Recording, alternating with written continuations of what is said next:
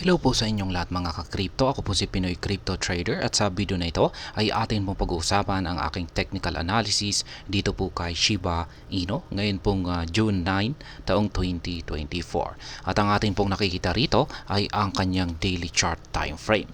At mapapansin po natin dito na kahapon ay tumagos po siya dito sa ating mga support line dito sa ibaba. At dahil dyan ay ang aking analysis po rito ay magpapatuloy po sa pagbagsak itong si Shiba Inu.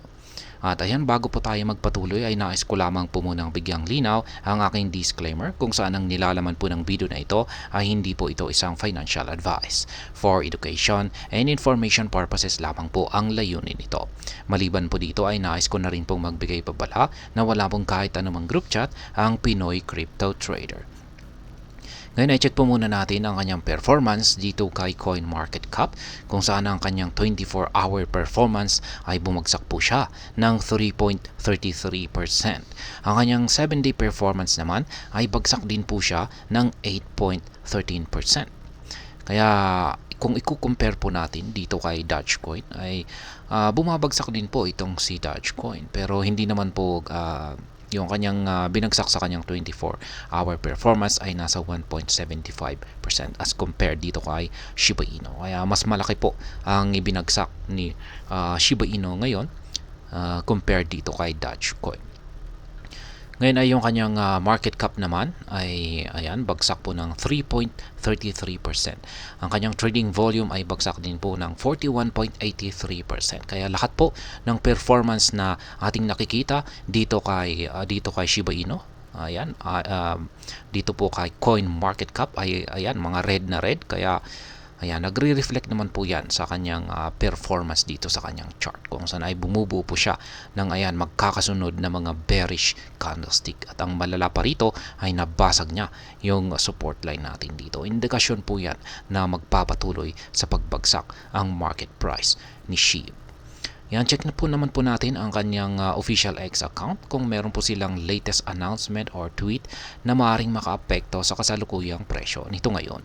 Kaya yan, June 7 pa po ito. Good morning. Isa po itong pagbati para sa buong community ni Shiba Inu. Kaya yan, wala po tayong bago or latest na tweet. Check naman po natin ang kanilang SHIB burn. Ayan, bumagsak ng negative 89.01% ang burn rate ni SHIB. Pero gayon pa man ay may nasunog po ng 1 million na amount ng SHIB token. At ayan, may yung nagsunog po ay last 18 hours ago po yan. Galing po yan sa isang address. Kaya yan.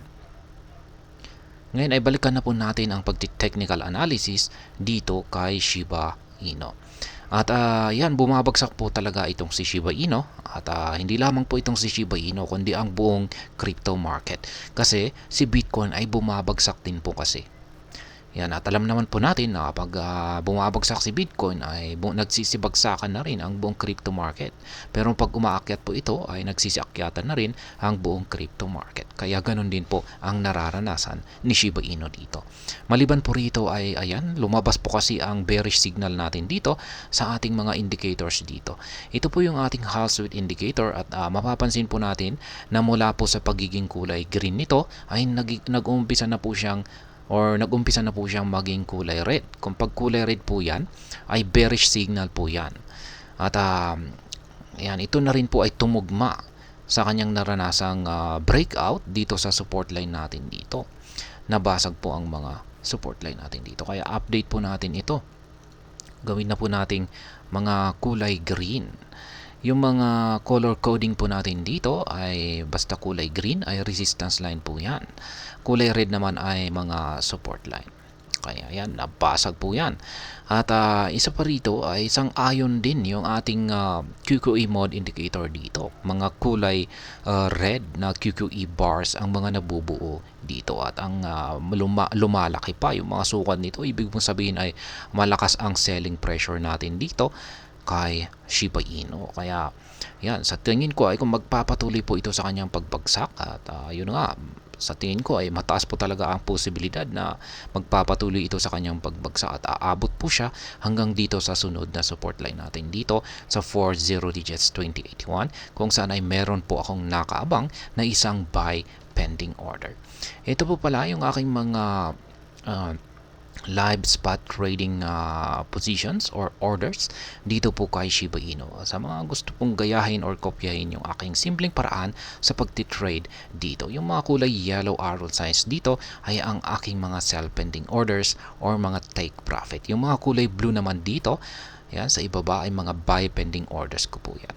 Yung mga arrow signs na nadaanan or dinaanan ng mga candlestick ay ito po yung mga previous trades ko dito. Kaya yan, yung pinaka-latest po na take profit ko ay naganap nitong May 29 pa.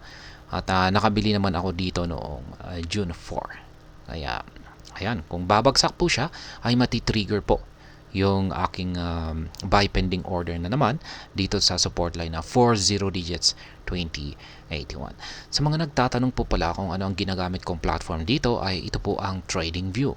Yung nandito naman sa yung dalawang indicators naman po natin dito ay ang Hall Street Indicator, ito po yan, at ang QQE mode naman dito sa ibaba. Check na lamang po ninyo yung description ng video na ito para sa mas kompletong detalye tungkol sa mga ginagamit ko rito sa pagti-technical analysis kay Shiba Inu. At hanggang dito na lamang po tayo sa video na ito. Sana po ay inyong nagustuhan ang aking paliwanag sa video na ito. Kung inyo po itong nagustuhan, ay pakiclick lamang po ang like button nito. Para naman po sa mga bago lamang dito, kayo po ay aking inaanyayahan para mag-subscribe. Pakiclick na rin po ang bell icon nito dahil ito po ang siya magsisilbing notification nito sa mga bago kong videos na akin pong ina-upload sa aking YouTube channel na ito. Marami pong salamat sa panonood, ingat po tayo lagi at God bless po sa ating lahat.